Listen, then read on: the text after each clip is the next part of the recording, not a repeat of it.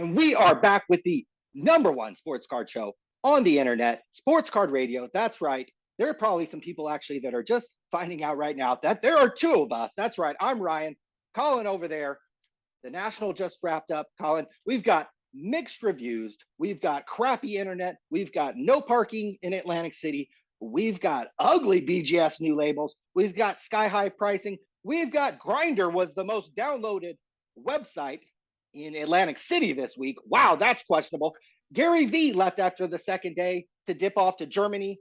The midget from Miami, the Ripping Wax Pavilion was a complete bust. A kid might have broken his arm. We've had pictures that we're not going to show of a dealer who got absolutely jacked outside the Tropicana in Atlantic City. Colin, what are your thoughts on the marquee event in the hobby taking place over the weekend in Atlantic City, New Jersey, and all the news coming out from Atlantic City? Well, I think the news flow was slowed a little bit due to the fact that there wasn't a whole lot of internet. On top of that, you have a global cash shortage out there. People are looking for cash. Not necessarily maybe a year or two ago, they were trying to take their cash and buy things like baseball cards. Obviously, the reverse is taking place now. So that's a little slower. I don't want to seem like I'm jealous that I was not there. Certainly, if I lived within a few hours drive of New Jersey and it wasn't all the way across the entire country, sure, would have gone one day for a few hours? Probably so. Strolled the floor, took a couple of pictures, probably shook some hands, kissed a few babies, and I would have came back. But look, the only people that are leaving California, like literally paying to leave California, are the likes of Mojo Sports, who probably looks as flying all the way to Atlantic City, New Jersey as a break from the grind out here in California, since he's probably working at his dad's donut shop and he obviously still lives at home. He doesn't have a girlfriend. He doesn't have a family. He doesn't have kids. So it should be no surprise when you look at some of the events that happened over in the National. People getting hurt, people throwing things into the crowd, it being like a frat atmosphere at times. Well, it should come no surprise because the people that are literally paying to leave have not a lot to go back home to. Okay. The fathers, the husbands, the people that have jobs, can they show up if they live in the area, drive 3 or 4 hours and make it? Sure. But, west of Montana, if you're literally flying out to Atlantic City, New Jersey, you have a really crappy existence on this earth. Hey, what do you think? You mentioned Mojo Sports Autographs and his dad has a donut shop. Shouldn't we drive up? I think he lives pretty close to us. Shouldn't we drive up there and do like a review from his donut shop someday? Don't you think that would be fun? Probably. I'm down. I've had a donut or two in my life. Me too. Yeah, right. So I'd be cool. I'd be fine with that. Look, any of these guys that we've taken shots at, look, there's been plenty of people that have taken shots at us and make videos, make comments and all those types. And I always get a great kick out of it. And if you tag me on Instagram or Twitter and want me to share your takedown video of me, I will gladly share that. I think that comes a part of the territory. Certainly great athletes and great celebrities have to deal with it. And obviously I am dealing with these types of things as well. Well, if Luka Doncic ever wins a championship, we're going to have to come on here and do a 4-hour apology episode to him, to his family, to all the collectors, to Panini, to Lulu's mom. We're literally just going to have to go on an apology tour if he ever wins the title. So we're just putting that out there right now. So, look, this guy, it could be like the middle of March and literally there's about 8,000 people in the stadium. Luka hits a game winner. I'll get like 10,000 tweets about that, like an inconsequential game in March. They've locked up the 6th seed and, there's about 8,000 people in the arena and half of them are there on a field trip. And I'll get more interactions on that. So people are living and dying by the performance on the field. But hopefully they realize after a while that performance on the field or court, it often has very little to do with long-term success in this hobby. Well, I heard off the court he's getting in shape. I've Oh, been getting pictures sent to me of him looking ripped. So we'll oh see what no. happens next year. But jumping back to the national, we've had all these things happen. It's the marquee event of the hobby, I think, without question, even still to this day. But do you think, it's is it overrated? Is the event overrated? Is there too much hype surrounding the event? And we saw what happened in Atlantic City that maybe it didn't quite live up to the hype. Is the national overrated? In the one in Atlantic City probably is. I mean, literally, like again, unless you're a few hours drive from there, I am not actively looking to drive to Compton, California. I'm not actively looking to drive to Oakland, California. Some of the or right into the heart of San Francisco. Like, you couldn't pay me to go to the crappy parts of California, which certainly are as bad, maybe worse than Atlantic City. We're kind of comfortable with it out here. I certainly could walk. I was walking through Inglewood back at the end of the Super Bowl. Certainly not the most glorious of neighborhoods. So I have experience doing that out here in California. You could not pay me to be in that environment unless it was something like the Super Bowl, and certainly the national there at Atlantic City. I think highly overrated. I think they need to have some new venues.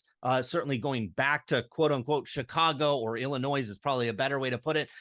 Is better. It's closer to more people, and certainly the venue and the people that tend to show up for those types of things, very well received. The one in Atlantic City, absolutely overrated. Is only a card show I would go to if I had business, if I had to be there for a dealer perspective, or I was in this hobby, or I was employed in this hobby, or I lived within a couple hours. Certainly, if the National went to Oakland or Compton or San Francisco, I would go, but I would know how to get in and out of that city with the least amount of interaction as possible with the outside worlds, because it can be very dangerous. And we've certainly saw that with several examples. And I'm sure there's several more that people are just not comfortable coming forward saying, hey, I was mugged, I was robbed, I was chased, I was harassed, and those types of things. And it's just an unfortunate situation. But look, who you vote for and who gets put in power has consequences, period.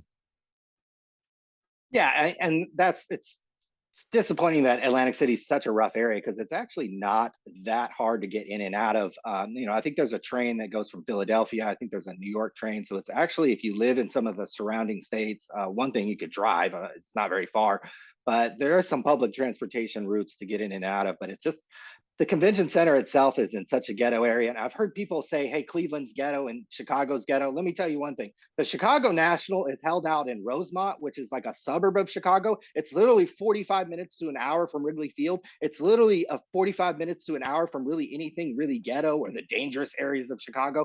So please stop putting in the comments, oh, Chicago's dangerous. Where they hold the National in Chicago is not dangerous. It's literally out by the airport. It's in the suburb. You're actually very far from downtown Chicago. You're literally in like a 45 minutes to an hour drive if there's no traffic. And the one in Cleveland, same idea. That IX Center is like, you want to talk about middle of nowhere. It is in the middle of a field. There ain't a McDonald's across the street. There's not a Starbucks. There's not a hotel. There's nothing. There's greenery. Yuck. Okay. Now, yes, when you get into Cleveland, yes, there's rough parts. Boy, I was in Dallas for the Dallas card show. Nobody talks about this. Boy, there were parts of Dallas that were as ghetto as anything I've ever seen. So let's not let these people, this pride Yeah. of people from Texas kind of prop up their state. Boy, you guys got some rough stuff going on over there too. That's not a freaking heaven for anybody or anything as well. So it's disappointing that the Atlantic City venue sucks. It looks like they're having new management. What did you think about the areas that were floated, the cities that were floated, Orlando, St. Louis, Nashville, and Indianapolis for potential sites for the National? Nashville is somewhere where a self respecting person that lives out here in the West could say, oh yeah, I could legitimately pay to leave my house and get on an airplane, maybe leave your kids, maybe take your kids. I could see taking my kids to a national one. Sure as heck could do it in Orlando. And there's probably, maybe I'm not as familiar with Indianapolis, but I'm sure that's a place that we could visit as well. There's probably some surrounding areas that you can hit up in the same time. Again, the National is going to attract the kind of single, overweight, unattached, mail to these things. And until they put it in venues where people with families and people that actually have a nice lifestyle that they're leaving would want to come to. Again, some of the dealers are doing okay. Many of the dealers have families. They have to be there. I'm talking about people like myself where I don't have to be there. I could vacation anywhere I want. I am not going to reach into my pocket and go to a convention center. Look, my wife wouldn't be interested in that. My kids would be interested in it for about 2 minutes, and then they would want to do something else. So it has to be put in areas like Nashville, Orlando, if they want to draw a similar crowd. If they just want the same single white males to continue to show up, Cleveland, Chicago, Atlantic City, those are the places where, those people will go, no matter where this thing is. That's why I would put it in a destination city.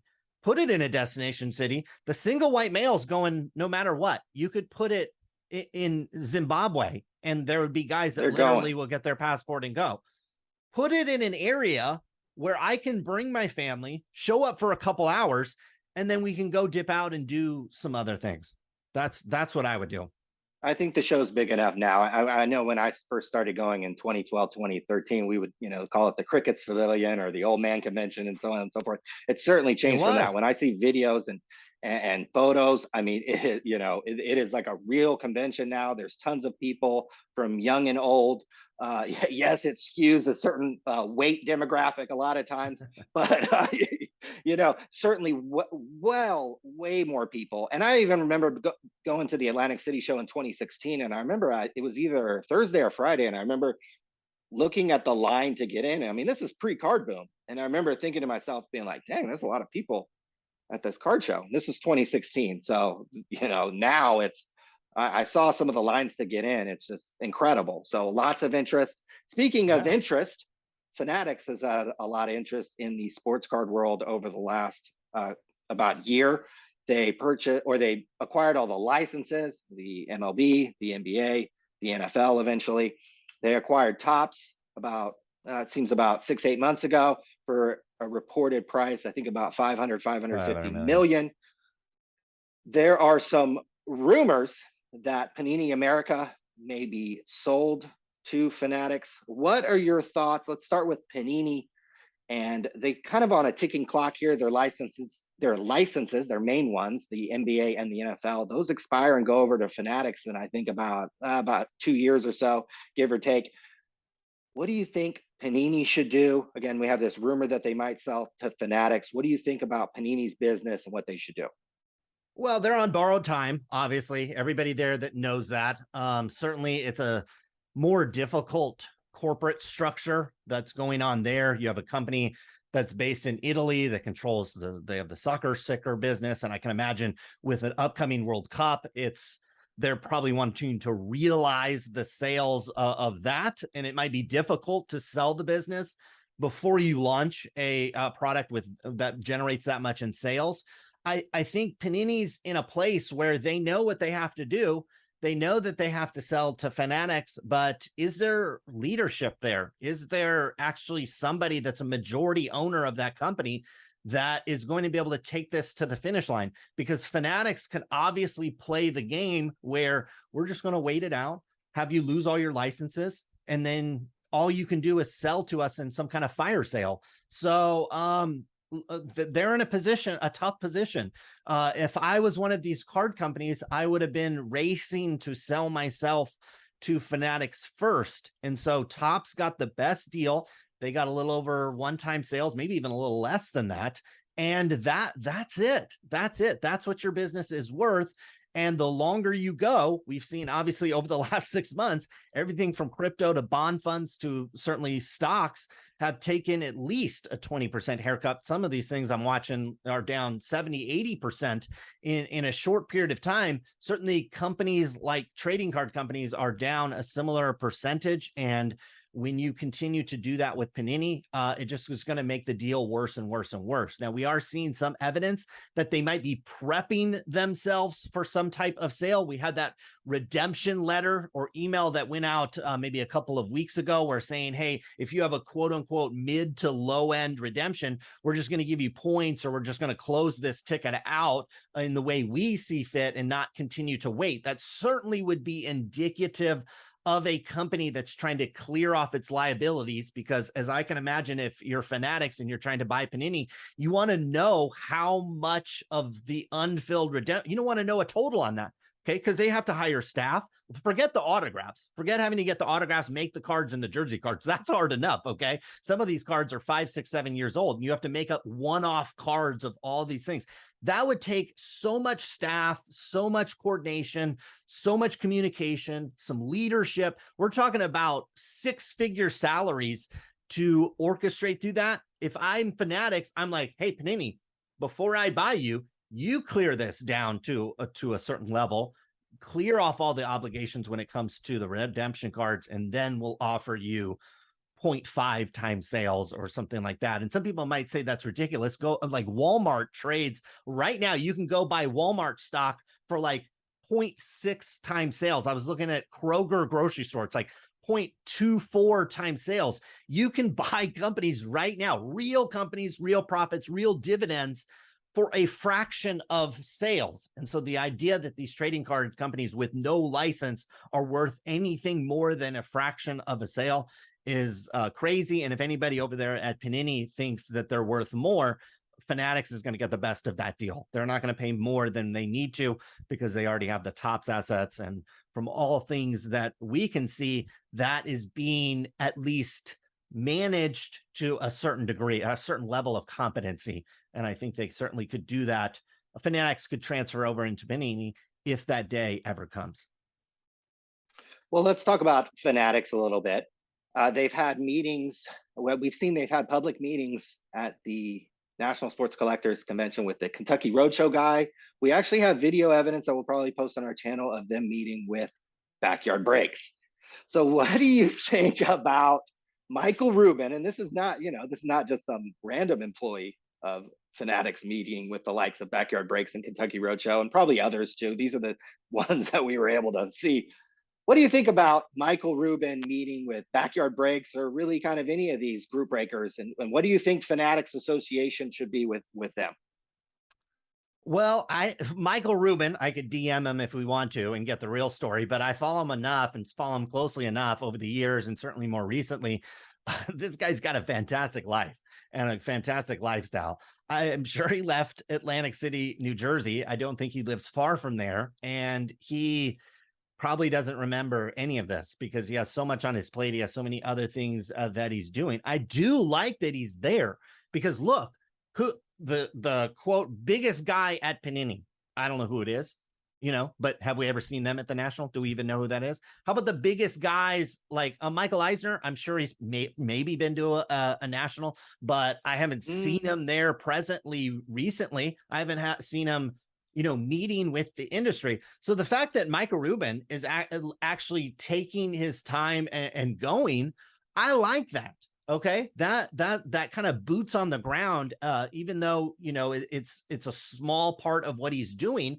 Him being there, he's actually taking this seriously, and he probably wants to understand it so he can hire the right people to manage this type of thing.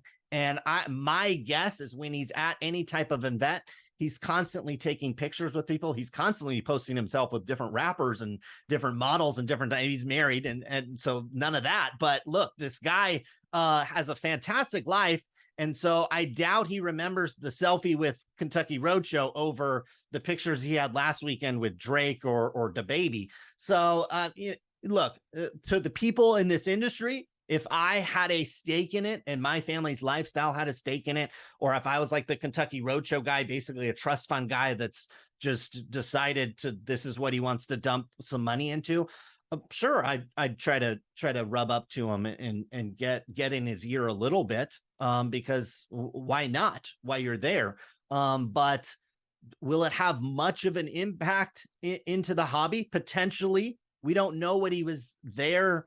his ultimate goal. Certainly we saw him rubbing elbows with the lower end of the hobby, but my guess is he probably met with some of the business owners, and he's probably looking to roll up the entire industry, because he looks at a room like that and wonders, hey, if I could get $2 from every one of these people in perpetuity, then I'd be probably having a pretty big business. So he's probably thinking more of how he's going to continue to roll this industry up, since that's exactly what he did in the, like, if there was some big apparel conference for licensed apparel, like, he would be the biggest guy in that room.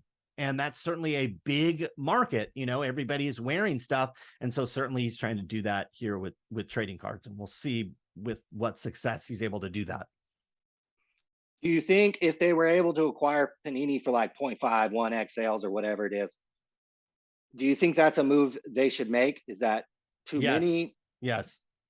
I would make Why? that move, because that is the strategy that works. It's just consolidate as much assets, because look, Panini Prism is an asset. National Treasures is an asset. Their website and all the links that they've gotten to their website from press and all the little bloggers and stuff, that is an asset. That I don't think Panini uses it very well, but that's an asset. They have social media, they have marketing, they have a big email list as well. Like, how many people get emails from Panini just based on maybe a redemption you did or some points or something. So that is worth something. And, it's not worth a huge premium over to what the company does in terms of their sales and their profits, but it's worth enough to where I wouldn't just let Panini fall on its sword and then just leave them there. I would go and acquire those assets and roll the business up. It just makes your business stronger, and it thwarts out the competition. One reason why we're seeing a lot of upstart grading companies. I mean, this has been the history of the hobby. If you didn't, remember this back in 2000, new grading companies have popped up all the time. But the biggest reason for that is because the people that do it well do it so poorly that it invites competition. Imagine if Topps, Panini, maybe even Upper Deck at some point is all rolled into Fanatics company. Like, you'd have to be as dumb as Brian Gray to be like, oh yeah, I'm going to go compete against that. So it would basically pay to keep competition at bay. And look, that's the nature of the business. And I think that's the strategy he will execute on at some point. It might take some time, though. Are there other companies, grading companies, marketplaces that they should be looking at? Is that something that makes sense for the business, or should they just keep it as, we're going to manufacture and sell these trading cards? Or should they also try to, like we've heard been talked about, grade cards, sell cards, kind of do the whole chain? He needs to have a marketplace for the cards. Because if you think about like a Check On My Cards and eBay, and there's a number of like fringe sites like Sports Lots that is still around. It looks like it was set up probably in the early 2000s. Those sites survive because, and certainly you could pick apart Check On My Cards in some ways, and eBay certainly as well. But there's all these sites that have popped up because this hobby is incredibly loyal. I mean, I think Sports Odd is one of the greatest example of that. People will just gravitate to a site they've been using for the last 10 or 15 years and just never change their ways. And so, yeah, he needs to roll this up. He needs to create his own live streaming app. He needs to like vertically integrate the whole thing. Like, you think about Amazon, they're shipping the product, they're receiving it, they're selling it, they're doing the whole thing. In a lot of cases, they're manufacturing product now. They control the server space that Amazon operates under. So yeah, you operate the whole thing. Then he can get into advertising, he can get into content. There's a lot of things I think he can get into. And if they just take it one step at a time, they'll successfully roll up this entire industry, because just one walk around the national show floor and you are not going to meet that many impressive people, quite frankly. That's the honest truth. Colin, do you have anything else out there for the fans, for the haters, anybody else, for Mojo, for his donut shop, for his dad? Anything else you want to say out there? Shout out for the haters. I mean, the only thing I feel sensitive about is there's people that literally paid to go and then they got jumped or they got robbed, they got harassed, they got mugged. just understand, I don't care if this show is going to be a year from now in Illinois, it'll go to Cleveland, maybe it goes to some actual self-respecting city at some point. One can only hope, but be prepared. If look, the world's getting more and more dangerous, especially when you travel to these states and these cities that like literally don't care about public safety. In fact, they do things and they pass laws that impact public safety. You can look at Oakland, you can look at parts of California for sure in that sense. Be prepared when you go to these places. Don't think it's the middle of Indiana or the middle of Nashville or the middle of whatever little 4,000 square foot town that you live in, and you can just step outside and go to dinner. That is not, it's a war zone out there. You need to come prepared. I'm not saying, put a bulletproof vest on and get a knife and a gun and do all that without the proper training. None of that is going to do you any good. But if you don't have pepper spray, if you don't have something in your hands that it doesn't have to be a knife, but something that can defend somebody off of you, and then you can go run, get prepared for those types of things. Because we have photographic evidence and multiple reports of people getting injured outside the event. And it's because you were not prepared. You went into the ghetto and the hood rats saw their mark and they got you. You need to understand, when you go into the hood, the people out there are the lowest form of people. They will attack you. They'll blindside you, but they are weak. They don't want to be a victim. So you need to walk out there with some presence, walk out there with a purpose, walk out there like you're looking for a victim, not looking like the victim yourself. And unfortunately, too many people in this country get themselves in that situation. This is why I could go to the Super Bowl in Inglewood and walk 3 or 4 miles through the ghetto to go get an Uber. And yeah, I saw some crazy MFers, but nobody approached me because you look, I'm from Stockton. I've been in that situation before. I know how you have to handle yourself, because there's been times when I didn't handle myself well and almost got myself in, a bad position. Don't let yourself get in that position next time. Be prepared when you go to Chicago. Have something that you can have in your hand that will defend you. Have some pepper spray. Be very aware. Put your phone in your pocket. Look around. Be looking behind you, because that's where they're going to come and get you. And just be prepared. And if anything, get yourself delivered, even if it costs an extra $50, $100, $200, $300. Get yourself delivered right to the front of the property so you can walk right in. And then when you walk out, you step right into a car and they take you to a nice hotel. That's how I would play these things. Some of these people are so big, they probably can't even walk a half a block. Yeah. So, I mean, I would say 90% of the audience does this already, but yeah. And you're a target. Look, in your little Hobunk town, you're not a target. You blend in. A white dude in Atlantic City, a dorky white dude in Atlantic City that is looking at his phone, is looking around. Oh my God, you stick out like a sore thumb. And these guys, it's like, flies on, what, and they pounced on a lot of it. And we heard lots of stories. You need to be prepared, because when you go to Illinois next year, what it was a year or two ago, it's not going to be like that no more. So you need to be prepared, and you need to understand that you need to have high awareness when you're out in the public area, especially because you stand out like a sore thumb when you're a white dude in Atlantic City. Well, hopefully everybody has enjoyed the Sports Card Radio Show. We will be back some other time, some other place, and we will see you guys later. Peace out, scrubs. Scrubs, bitches.